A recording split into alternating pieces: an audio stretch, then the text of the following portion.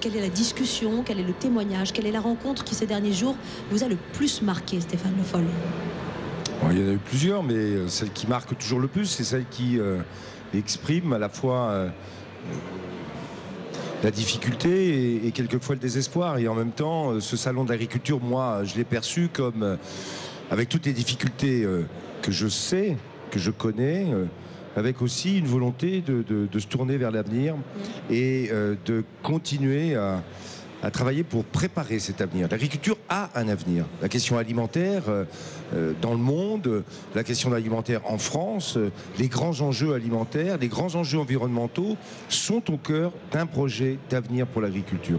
C'est ça qu'il faut construire. Alors, c'est pas simple, ça se fait pas de manière immédiate. Il faut éviter les débats qui stérilisent la capacité qu'on a à penser ensemble l'agriculture. Je pensais à ce que vous disiez tout à l'heure sur l'industrialisation de l'agriculture. Il faut être capable d'être positif aujourd'hui. Notre pays, il a besoin, moi j'en suis convaincu, de sortir de cette idée que de toute façon tout est difficile, tout est perdu, que la France serait reléguée, déclassée. Ça veut dire qu'on ne favorise pas un modèle en particulier en France? Non, on ne favorise pas du tout un modèle en particulier. Et en tout cas, sur la question de l'industrialisation de l'agriculture, on en est encore mais à des années-lumière. Et ça ne se passera pas. Je rappelle que sur la question de la production laitière, par exemple, aujourd'hui, la moyenne des étables laitières françaises, c'est 60 vaches. Et on parle comme s'il y avait aujourd'hui une généralisation d'étables à 1000 vaches. Oui. C'est ridicule. Mais alors, réponse concrète à Régine qui nous écrit de Nice. J'ai vu pas mal de reportages sur les fermes-usines, justement, qui seraient une trentaine en France à se développer. Êtes-vous opposé à des projets comme un certain nombre d'écologistes le sont?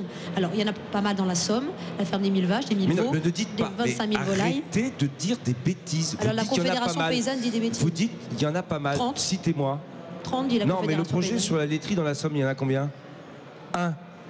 Et combien il y a de fermes laitières en France? 60 000. Enfin, il faut quand même garder les choses en tête et éviter de raconter des bêtises à tout le monde. Donc on rassure. Je rassure pas. Minoritaire. Je ne rassure pas. Je dis les choses telles qu'elles sont.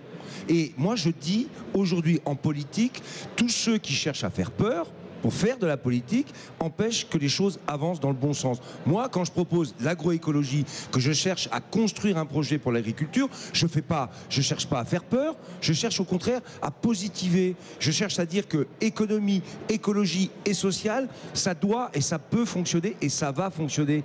Donc j'aimerais que de temps en temps, parce que ça sert qui de faire toujours peur? Ça sert à qui? Et ça sert à quoi?